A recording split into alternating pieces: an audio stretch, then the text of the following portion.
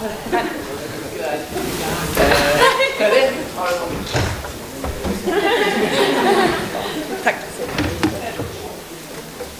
everybody.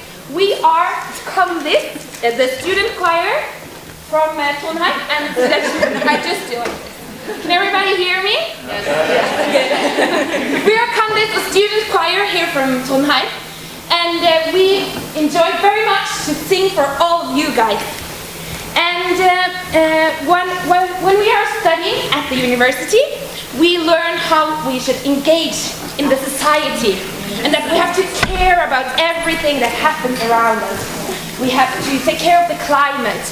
We have to do volunteer work, and we have to make others be as engaged as us. So to do that, we have made a lot of Facebook groups. We have made Save the Trees. We have made Quit Using Palm Oil. We have made Only Eat Meat 6 days a week. And we have made Only Fly 3 times a month. And so that we are saving the world. Yes, so we have got a lot of people in our group, so I think we have made quite a difference. So we have made a song about this, and it's called Jeg bryr meg in norsk, and yes, and in English it means we care.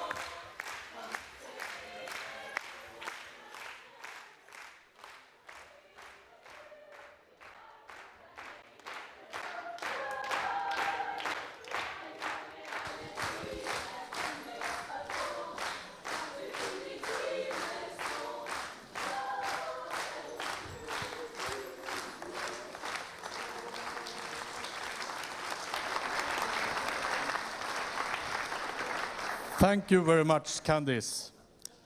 Dear colleagues, friends from all over Europe, including Australia, Canada, and the United States, welcome to the annual EUNIS Annual Congress 2019 at NTNU here in Trondheim. Our Congress is called Campus for the Future, and I hope we will have a lot of great sessions around that theme. My name is Freddy Barstad, and I'm the chair of this Congress. I hope you all will use this opportunity to acquire new knowledge and sharing ideas, as well as establishing new contacts and getting new friends during presentations, sponsor breaks, and of course at our social events. And now, please welcome our rector, Gunnar Bovim.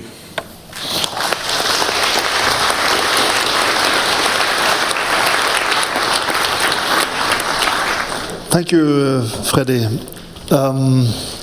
It's easy to feel privileged when we meet students like Candice, and I always feel that we should never complain from the universities that we don't have resources. We have the students, we have plenty of resources, and we have the future.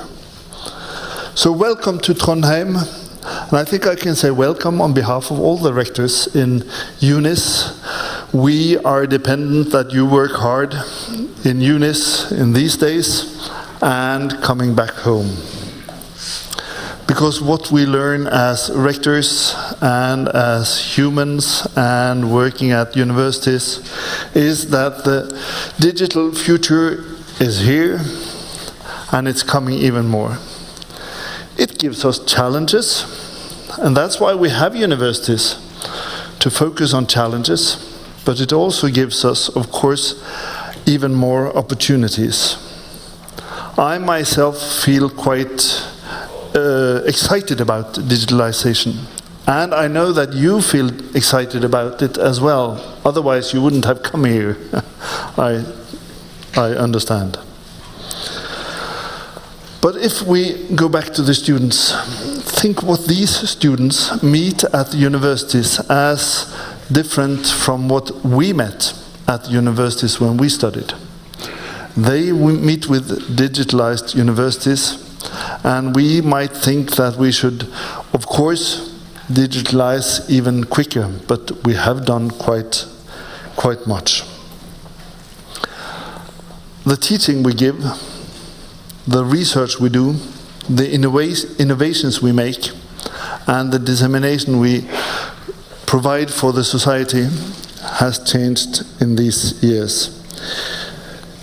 It is important for us to do more research, to do better research, to get access to more data, better data, more powerful analytical tools, and we do have it, and we will get it even more. If we think back 20 years, what the universities look like, and we look forward 20 years, I think the differences will be even bigger in the upcoming 20 years than the huge differences we have seen in the past 20 years. And that's exciting, and what's somewhat exciting about it for me as a rector is that I don't exactly know which direction. I know something about it, but I don't know really the direction. It's 29 years since WWW, World Wide Web, was started. It's 10 years ago since the iPad came. What will come up in the upcoming 20 years? And I know from my rector colleagues, whom I meet with quite frequently, that we tend to feel that we should have done more, we should have done it quicker. And we meet with our own professors, which thinks that maybe we don't need to change right now. I can do it one more year and never change a winning game, and we do quite well. And the next, all of a sudden, why didn't we change much quicker? Why aren't all these systems available long ago? So the leadership way of meeting this is wait, should have been done a long time ago. But I also think that we should look upon digitalization of the society and of the university as a very important democratic opportunity. It is a democratization possibility in digitalization. Think of open access, think of open data, think of the scientific information available more disseminated than ever before. Also to those who cannot afford the costly journals, expensive conferences, long travels, it is available where you are. Just 2 weeks ago I was in Nepal, one of the poorest countries in the world. They lag behind in many respects. They cannot afford what we look upon as obvious. But on the other hand, going out there, some digitalization tools have been even more important to them. The mobile phone and the possibilities on the mobile phone makes them a major leap forward, which they can catch us up. And when we really publish our data, disseminate our teaching, it is available also for them. This is important for their welfare, it's important for their building this nation, and it's important for the democratic process in this country as in many others. So don't forget that what you do these days also is about making the world more democratic, making data, making information, making knowledge more available throughout the world. So therefore, it is important to accelerate the processes. It is important to make them available. And we have to know that the future is more digitalized. But this is not going by itself. And digitalization is, of course, not the only answer to the future. We have to follow this up, because when we do some changes, we always get a very abundance of variables that makes the equation with what was before difficult. But there is a human factor. When we digitalize the universities, we have to supply this with good and steady leadership, hard work, and both a sense of urgency and a great deal of patience. If we don't have urgency combined with patience, we will not get this through. We have to do both. So these days, when you gather in Trondheim, I hope that you will learn from each other. I hope you will spend much time talking to people you have never met before, getting new ideas, getting new friends, getting new colleagues, getting new networks, because we are dependent on each other to move forward.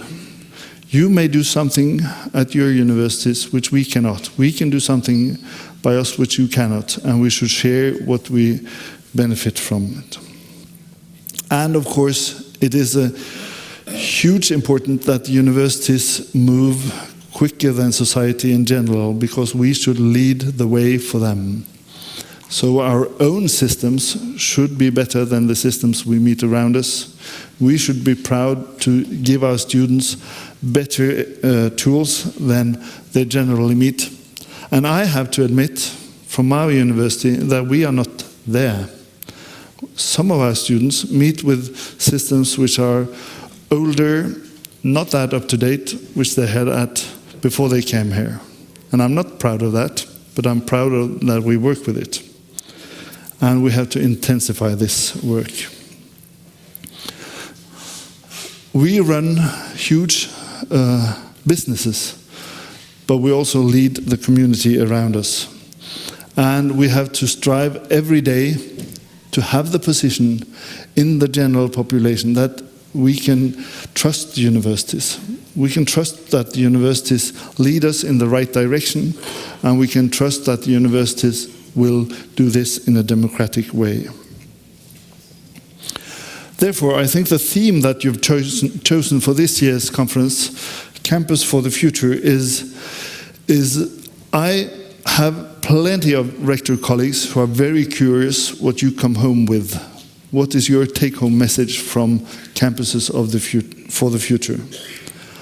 Some would think, in a digitalized world, do we need campuses? Can't we do it all by net? Can't we do the teaching from our homes? Yes, we can do some of that. And I think we will hear that what we have campuses for in the future will be different than what we had campuses for in the past. But I'm certain that we need them. I mean, you are here. You're not doing this as an internet conference. We want to meet. Humans want to meet. Our students want to have a boyfriend. They want to fall in love. They want to discuss with others. They want to bump into each other. And that's human, and that's not going to change. This is hard biology. So we need campuses. Of course we need to meet. But we have to think it over. Do we need the campuses for the same purposes as we did before? Should we really go into the change that is happening in technology into what we think for campus planning? And I look forward to learn about that.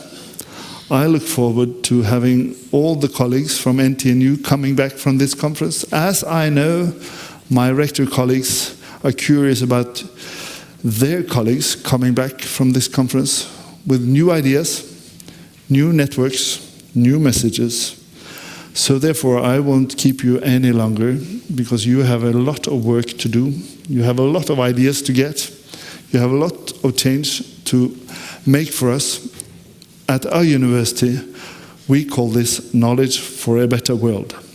Thank you for coming, and good luck with these days. Thank you.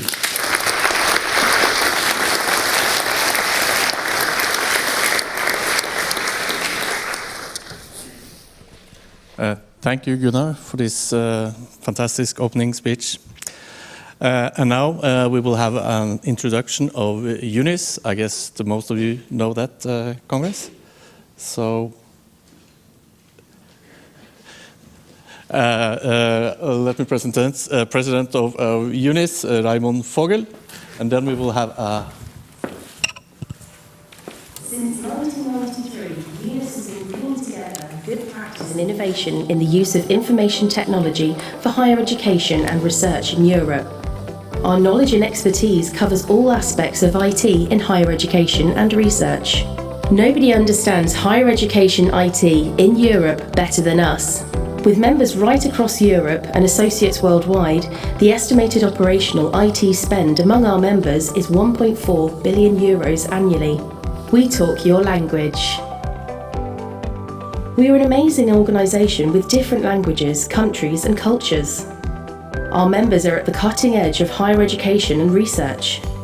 Our members include some of the most prestigious and innovative universities in Europe. We educate the world leaders of the future, and we offer them the best digital tools and learning experiences. Our special interest groups cover all aspects of IT in higher education. The set of active topics changes over time, and our members decide which topics to address and how. We are a not-for-profit organisation with low overheads to give our members the best value for money. Our activities offer opportunities to collaborate, exchange and learn from colleagues across Europe, and to engage with suppliers as part of our innovation community. Join us to be a part of it.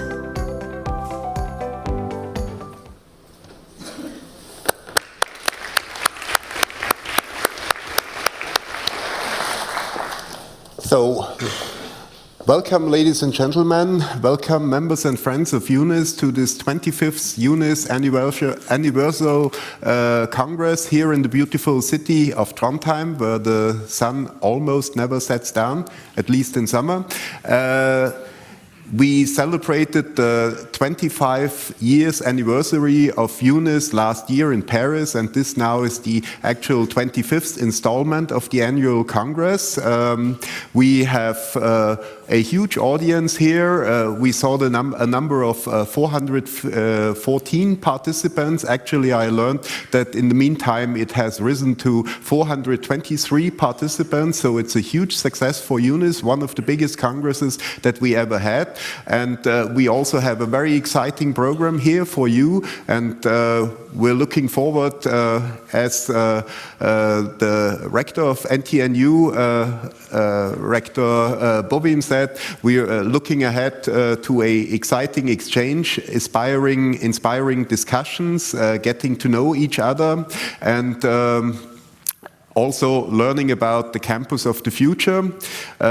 You were talking about the big asset that we have in our students. Actually, the film on EUNIS you saw here, it was produced from people, from voluntary work from EUNIS, and the actual artwork was done by a student from Brunel University, from our board colleague Pekka Kekipuro, who was very much involved in doing this movie.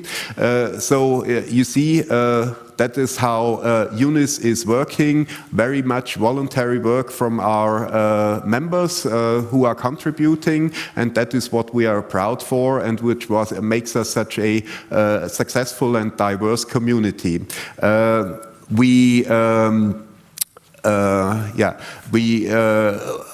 I want to thank, in the name of EUNIS, all those who were working so hard to make this a great experience and a great Congress, to the organizing team, especially to my board colleague Freddy and to Gabrielle, and my thanks also go to Rector Bobim for hosting us here at his university and making this all possible. So again, I'm looking forward to a successful and very enjoyable and inspiring Congress, and I'm looking forward to talk to many of you and learn what EUNIS can do for you, what we can do better, and also get feedback on your opinion on this Congress, on the video, and all these things. So enjoy, have a nice Congress, and looking forward to talk to you. Thank you.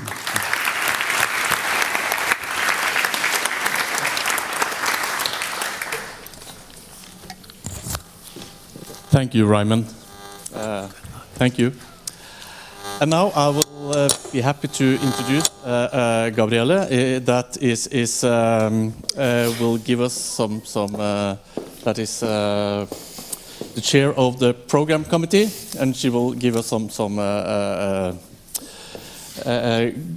go through to the program. But first of all, Gabriele has birthday today, so I hope you all will join me singing a birthday song. Happy birthday to you.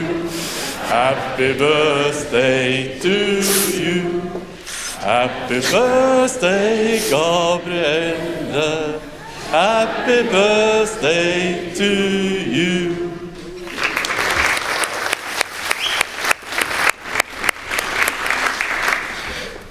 I was not prepared for that one. Thank you so much. I don't ever have had so many people sing the birthday song, so I'm honored. As been said, my hat today is the executive president for the program committee. Now, I've been so lucky to work with a group of creative, fantastic people, and we have tried to create an exciting program for this year's EUNIS Congress.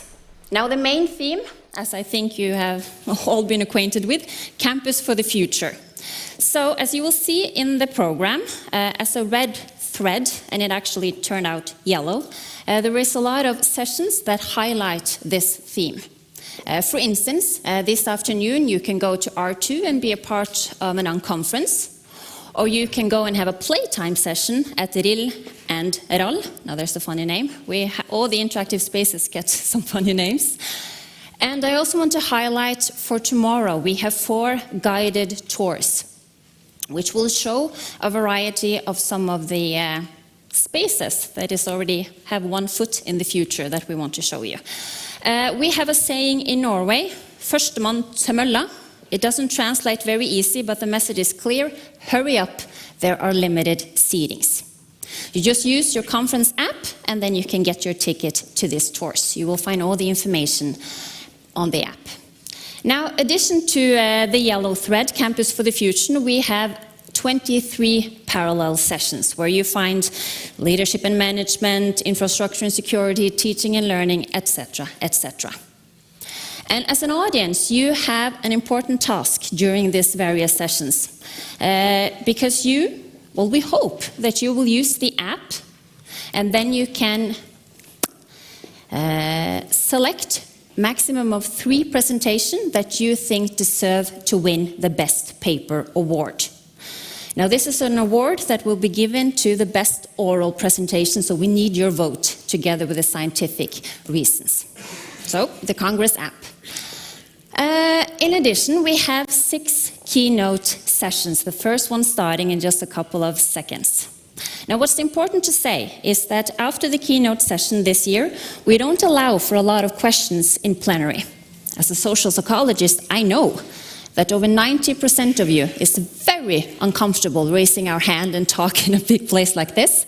So we have created a lounge, where after here, I will take the keynote and the people who want to participate in a more informal dialogue with the keynote speakers.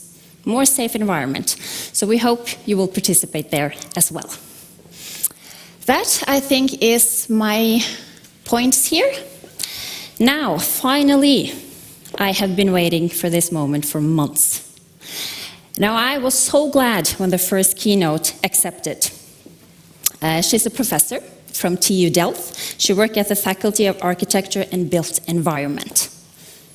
Her specialization is planning, design and management of university campus and buildings. And for us at NTNU, it's an honor to have her here because she has been an inspiration for our own campus project. Now today, she will elaborate on how universities can learn from each other to improve their campus management information and to support their strategic choices for the campus for the future. And I'm just so thrilled. I couldn't have asked for a better start. So, I want you to bang your hands together. I don't know how to say this. Make some academia noise and give a warm welcome to this year's Congress first keynote, Alexandra den Heijer. Stage is yours.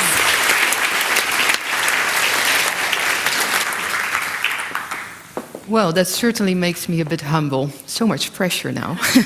But thank you for the introduction. Well, I'm happy to be here from Delft, as I was introduced from the Faculty of Architecture and the Built Environment. And yes, I'm going to talk about buildings, but not just buildings. I'm a professor in public real estate, so that includes university buildings, but also hospital buildings, government buildings, all struggling with the same things. I'll explain that later. But I'm also head of the campus research team. We're increasingly bigger and looking at the campus from many different perspectives. So my next slide, who puts this campus central, will demonstrate our angles on the campus. So of course, from an architectural faculty, we look at location, at technical condition, at energy efficiency, huge urgencies these days on campuses with the climate urgencies that the society has. So that's one way of looking at the campus, and we do have research on those topics. But of course, being from a real estate background, I actually studied mathematics for a year before I studied architecture, so happy to be here in this faculty as well. But certainly the cost of the campus next to the square meters and the energy are one of the biggest worries of a lot of universities. The total cost of ownership, the value, which is limited, and certainly also, whatever energy costs. But certainly the user is central. So the right side of this equation is all about resources, limited resources, as the rector said. That, of course, is one of our worries, but we put the human resources central. So what their demands are, how they're developing, the student of the future, the academic of the future, what do they need? That's actually the core of our research. And of course, that's also limited or enabled by the political conditions. So that's kind of the fourth angle that we use to look at a campus. And you can already tell those are different languages that these professions speak. And it's really hard to make the right decision in the middle about any of these buildings, any of these NTNU buildings or any university building. So that already demonstrates the complexity of our profession. And I'll come back to that. So we do that with a huge group, also of international master students, PhD students, professors from all of these backgrounds. So like I said, different languages, but also a challenge to find common ground and in the end make the best decision for the campus of the future. And our goal is, of course, to do nice research and to think about innovations, but ultimately we want to support all those universities, thousands of universities in Europe alone, with their complex decision-making about these facilities to optimally provide the best workplace for students and academics. So that's our mission, actually. So I get to three different parts of this presentation. Of course, I will spend a lot of time on our vision of the campus of the future. Where are we going? And indeed, are we going back to tradition or are we becoming virtual? The second part will be about the challenges these universities have that I just briefly introduced already. And I'll end with some of the things that we've been doing, collecting big data about real use on campus. So where people are and how that is important also for management information to know what is used and what is not used on campus. I'll close with that. So first, some definitions about campus, because, well, usually people think a campus is an isolated place, but we actually define it as any collection of buildings. So it can also be 2 buildings in the inner city of a European city. So anything that's used for the university, and even more important, for university-related functions, because the university expands in terms of, its importance. And that comes to the second definition, because the functional definition is even more important. The campus used to be only academic space, so classrooms, lecture halls like this, libraries, offices to support that. But gradually, in the past 10 years even, the campus must be managed from all of these perspectives. So we increasingly, certainly with the number of international students, are focused on the residential part of the campus. Where do these students live when they come here? On the retail and leisure part, of course, we all like to be supported in the best way in retail and leisure. There's related businesses, there's startups on campus, there's incubators, industry, and there's infrastructure to connect it. So this already made campus planning much more complex. So now that you know that this is the setting, it's become city planning actually, campus planning, I'll go to the next part about the vision on the campus. So indeed, it was already introduced by the rector. There was a lot of literature at the beginning of the millennium that said bricks will be replaced by clicks. And that will go fast, so no more square meters, and maybe these campus managers can be ICT managers in the future. And there was even campus strategies in American books about 21st century universities that had the strategy clicks and mortar. And maybe the mortar is then the Wi-Fi, the ICT infrastructure. So they were thinking that this would go pretty fast. So that was our starting point. And then, of course, as a campus research team, we've been doing this for 20 years.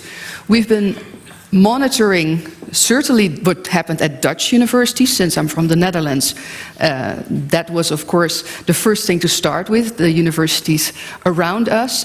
And we could actually follow them from, well, not the moment that internet was used. That was 95, I think, well, at least at universities, we all got email and everything. So we could follow what happened on campus. Certainly at Dutch universities, we have a lot of data. I did my PhD thesis on this, so I wrote something about how to manage the university campus, and we also did a lot of case study research at European universities to back this up. So what happened at Dutch universities also happens in Europe. Then, ironically, because we were doing these studies, we were looking at patterns and everything, something really bad happened to our own building. And that's now 11 years ago, so this actually was my own workplace, and that went up in flames.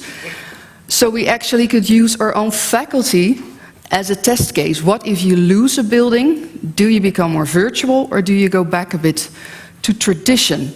So it was, of course, ironically, the best case that we could use as a research team to see what would happen to our own university, our own faculty, when all paper is burned and you can start from scratch again. And this was in 2008, and back then we did have laptops and cell phones. It was already a bit common, but certainly our university still used wired everything. So as a faculty, we were pioneers, and everybody got the cell phone, everybody got a bit more mobile. So I'll tell you something about what happens later. Because if you look at the patterns of what's been happening in the past years, but also how we look at the future, we actually identify 3 different models for the future and also for the recent past. And the first one actually is the traditional campus model, the university as we've always known it. I also refer to that as the solid model. I'll get back to that. I compare it to physical states of matter. There's the network model, more fluid, more liquid, and there's the virtual model in which, you know, consider these red dots, molecules, students, academics, the people on campus. So we used to be more in solid structures, so fixed structures. We became more fluid as a university and also on campus. And the virtual state of the university is like a gas. It can take any space that is available. So that's also kind of the global workplace. So if you look at what's the good side and the bad side of Model A, the traditional university, of course it was quite clear who the boss was. You had your own workplace. Every faculty has its own library. Even every faculty has its own restaurant. People had their own meeting rooms, or department had their own meeting rooms. Individual territory was embraced. But the question, of course, about this solid state of universities is, can we still afford it? And you see on the right side, you see some positive associations. We've done a lot of interviews at universities about what people really like about this model that's still existing. Many universities still claim that this is their main model. Of course, tradition and rituals, that's what people associate with universities. The robes of the professors, everything that has a brand to it. You can see that international students now come in and they're the first ones to buy the sweater with TU Delft or NTNU. That is something that didn't happen when we were just a national universities. We would just say, okay, it's a nice place. We're not that proud. But somehow the international inflow made us more proud of who we are, what our rank is, and that changed us. But that's, of course, the positive side of the traditional university. The downside of that, of course, is that this is a very expensive model. It has a very high footprint, because, you know, if footprint and climate urgencies are at the top of the even European agenda, how can we still sell to society that we have our own office and that it's vacant a lot, you know, at some percentage of the time? So that's, of course, a question that is raised in universities. It's not a reason to completely leave it, but it is indeed something to consider. And of course, the island culture, the silos, the inflexibility, the closed doors is negative associations that people have with this. Because the positive side is, I have my office, but the negative side is that people say, this is my place, it's not yours, stay away. And that still happens at a lot of campuses, and of course that needs to change a bit. So why this model is changing and why universities cannot afford to be 100% this is of course about the pressure on resources. So on financial resources, on energy resources, we have to do increasingly more with increasingly less resources. And that's something that a lot of universities encounter. So that's why we already moved to that more fluid, liquid model.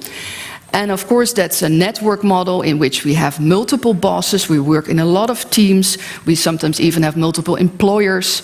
We encourage that in the past 10 years. Many universities of technology went into this because, of course, the technological innovations are between faculties, are not in traditional island cultures. So actually, many of the University of Technology have already moved to network university, not 100%, but with a lot of faculties.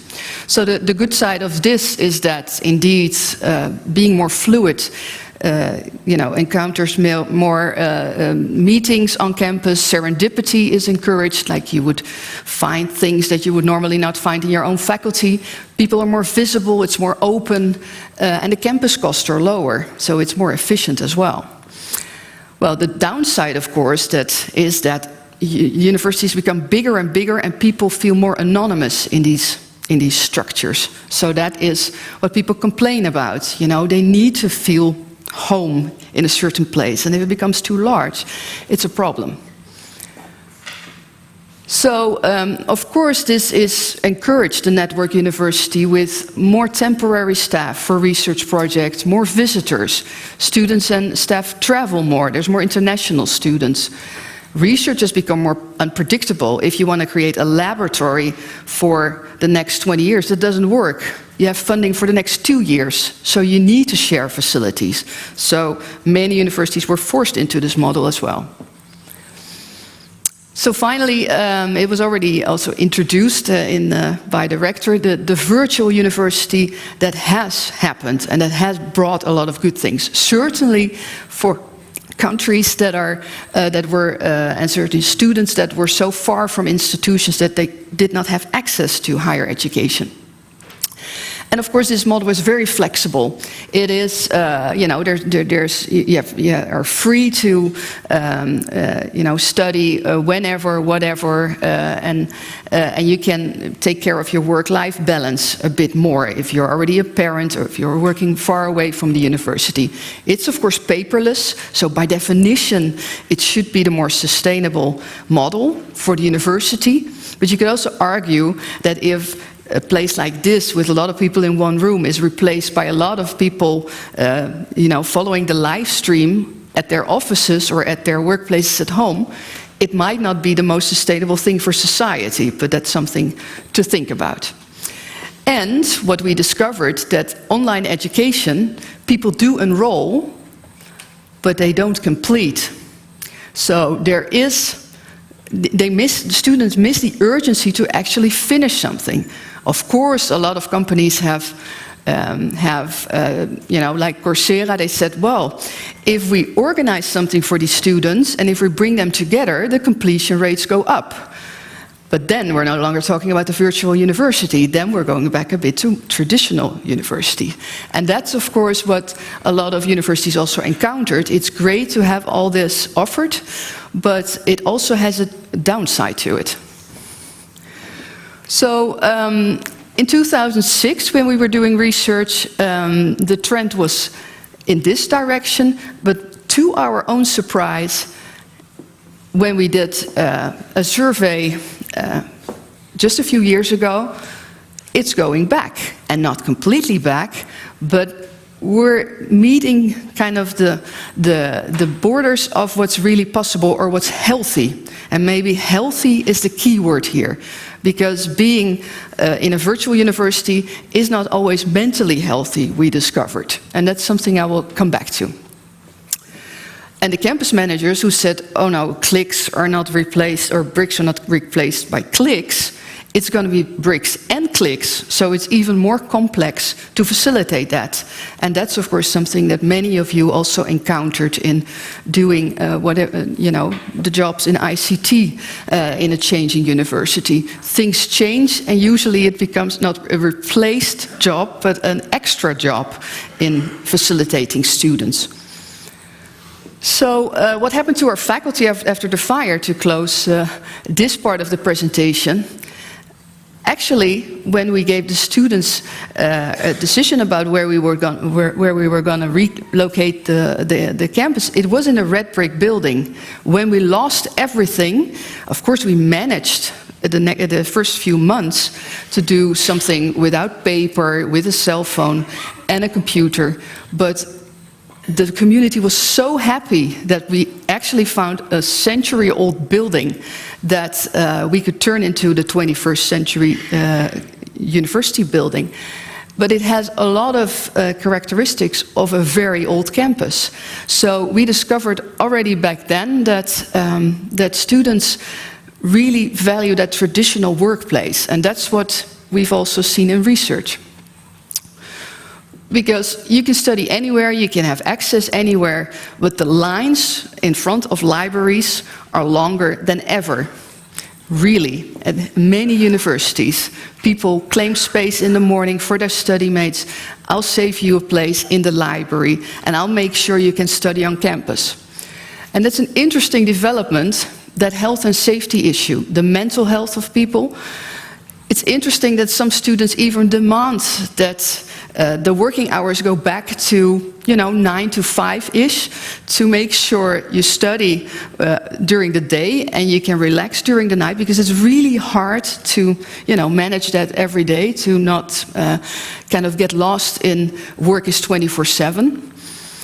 And that also illustrates the love-hate relationship that we have with our smartphone. We all have this. You're super happy that you're so connected, but also you're so annoyed that it keeps you from the focus. So that, of course, led already in a lot of lecture halls and a lot of students or schools to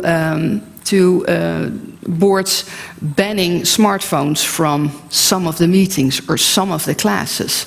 And that's going to happen, or is already happening, at many universities as well. So we're also talking about laptops from meetings. It's not going to completely disappear again, but we're going to see when we need them and when it's better to leave them in the bags. So that's kind of an interesting development.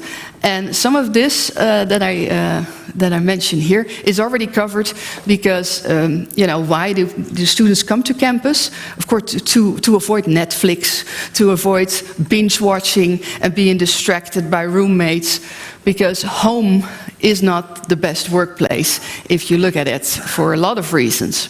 And of course, they pay higher tuition fees these days. And certainly, I also mentioned it, love and friendship, the fact, and there should be data on that many people meet partners on campus.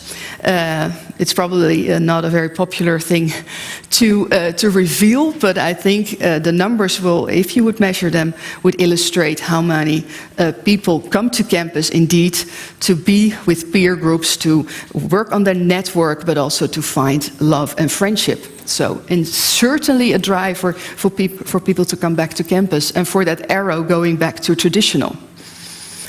So that solid liquid gas can be revealed in many ways. So for study places it is revealed.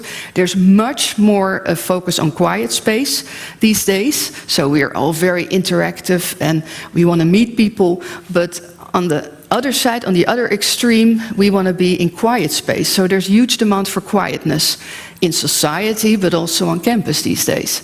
So a lot of students don't come to libraries for the books. You can see that when you meet, when you walk around in a library and you see students study, they're there for the quietness. So that teaches you something to create more quietness on campus. And as I said, we're moving back a bit from the MOOCs, from the technology-supported lectures, to the lectures without distractions. And it can be just 5 to 10% of your curriculum that you say to students, please, just focus on this here, now, and not on anything that, any alert on your smartphone. This will come back, certainly for the mental health issues that I mentioned. Also in the office, you see this happening. You know, we had this individual territory, and this is what a lot of workplaces look like. We're gradually moving to more activity-related workplaces or workplaces at home. But this, the workplace, I could go on for hours about just the workplace, because it's really, really sensitive how we're going to handle that. Because 1/3 of the campus is office space. And office space is really traditional still these days. And we need to rethink that. Certainly, like I said, with the climate urgencies. So meetings will change as well in the solid liquid gas analogy in terms of maybe sometimes meet without the laptop. So maybe you recognize that, maybe you will talk about this again in some of the parallel sessions, how it's all happening, but the balance is changing. And of course, we're happy as campus managers and as campus researchers that the campus is valued again, that we appreciate it. So I'll go through the last 2 parts quicker. As I said in the beginning, it'll be more about the campus of the future and somewhat about the challenges. So if you consider this, there's so many universities in Europe, so like thousands of universities are thinking about the new composition between what should be traditional, what should be networked, and what should be virtual. And they're all testing new models, and they really want to learn from each other. And this is some of the partners we work with in Delft. And indeed, all these managers need management information, and that's also how we try to make information systems that compare best practices, but also the worst practices in many universities. What shouldn't you do? Maybe not go to the flexible offices with all the academics. Maybe it is of course a very sensitive matter. And we have done research on the European campus, the worries of these managers, and also you know, what we're proud of. Because let's be honest, I just mentioned that the buildings are old and sometimes vacant and they're energy inefficient. But the buildings are in the city centers. Look at this university, so important for the economy, the demographics, and the social cultural value of this city, of this country. That, of course, is also something that we should emphasize. But indeed, it's the good, the bad, and the ugly that we have to support. And this kind of illustrates sometimes that the value of the property is much lower than the cost. Many of the buildings are from the 1960s, 70s. There's a challenge here to, you know, find the right combination of traditional network and virtual in buildings like this. Heritage buildings, very old lecture halls, and very, you know, quite old buildings that are still iconic. So also our university campus gives the right composition. We have very new buildings, but we have so many old buildings that we struggle with. But on the other hand, people have become more flexible, so it's the people that are easier to change than the buildings these days. That's kind of something to remember. So we recently also made a book comparing universities of technology. So if you're interested in that, you know, we can talk about that in the speaker lounge. So I get to the very last part, because I have 5 minutes left, right? Or 2? Okay, started a bit later. The big data and the smart tools that we've been exploring. And this is actually quite interesting because, you know, we asked campus managers, what are your worries? Energy efficiency, you know, facilitating the student of the future. But actually they said, you know what our biggest worry is, or what we are frustrated about on campus, that the spaces are so expensive, but that people claim them and not use them. That, like, you know, at the pool, they put a towel there, and then you claim you don't only just not use it, but you keep other people from using it. And this happens a lot on campus. This is really something that we should collectively solve. And then indeed, you know, there's a lot of ghost meetings planned, also in your agendas or in rooms that we have, meeting rooms that we have, meetings that are scheduled but that are not really taking place. And then of course you have these smart, you know, screens that show if something is scheduled or not, but that, well, is an indicator, but usually is also kind of fake news about if something is actually used. And that is a problem on campus, because this could be the sign, it's red, and it could still be empty. And that is was certainly one of the reasons to do a PhD research and to support this, because you know, we said the schedule often provides fake news. That of course is a strong statement, but we can discuss that. You know, what is the percentage of time that a space is not actually used when it's booked, when the schedule says occupied. So we started to explore at universities how many tools are available to monitor real-time use. So to use all kinds of sensors to measure how many people are actually here, instead of what's scheduled to happen here with how many people. So of course it has privacy issues.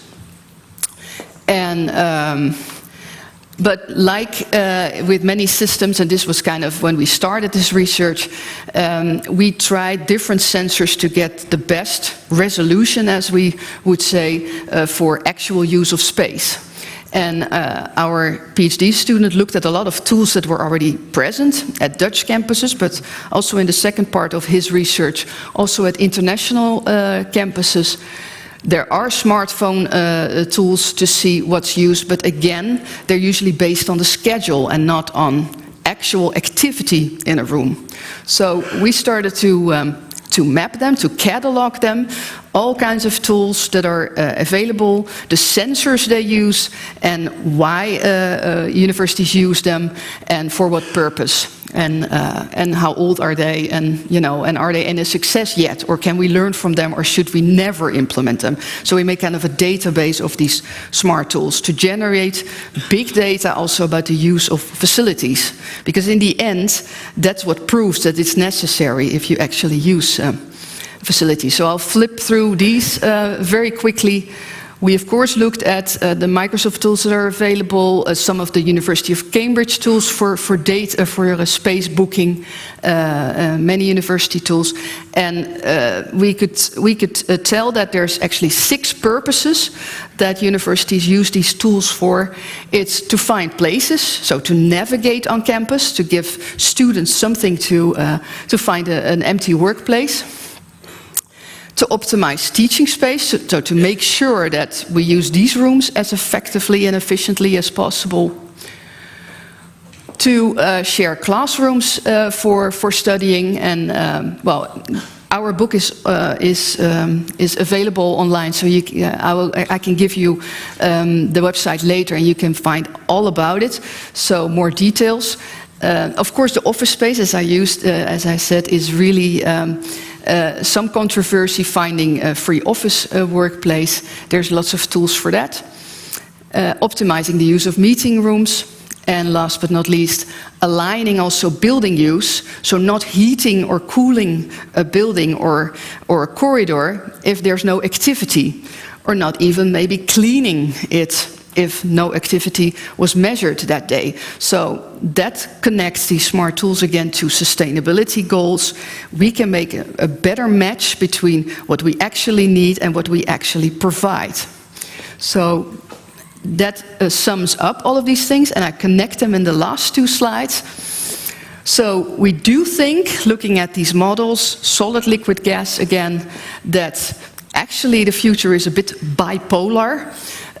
Binary, you could also say. It's 0 or 1. So we need to combine on campus the off the radar, the do not disturb, the solitude, the silence, the offline needs of people, together with the interconnectivity, the online, the community, the buzz. And that is really also something that apps could support. So kind of that's a paradox. I think there's a lot of apps on your phone that can make sure you're not disturbed or not, easily interrupted. So that's kind of the irony, that we will use apps in the future to make sure apps will not distract us or other people will not distract us. So that's also an ICT challenge. So that kind of sums it up. We can indeed pay for these beautiful buildings. We can keep them in our portfolio if we make smarter use of these facilities. And that's of course also a message that we send to the thousands of universities in Europe that have these buildings, are trying to get rid of them, and we say, no, keep them, but just use ICT. So then you're very welcome to advise them about that. Use ICT to make a better match between what we need in the future and what we actually provide. No more vacancy, enjoying the quality of the European campus. So I'll leave it at that. Thank you very much.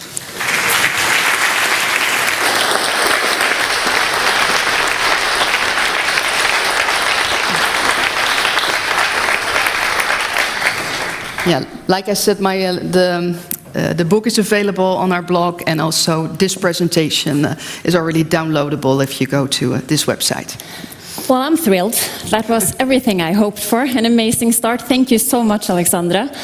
We are a few minutes behind, so I'm actually suggesting that we will go for coffee and then we'll go straight to the Meet the Speaker lounge. But before we go anywhere, I have to provide you with this. Thank you so much for coming. Enjoy this. Those are dangerous.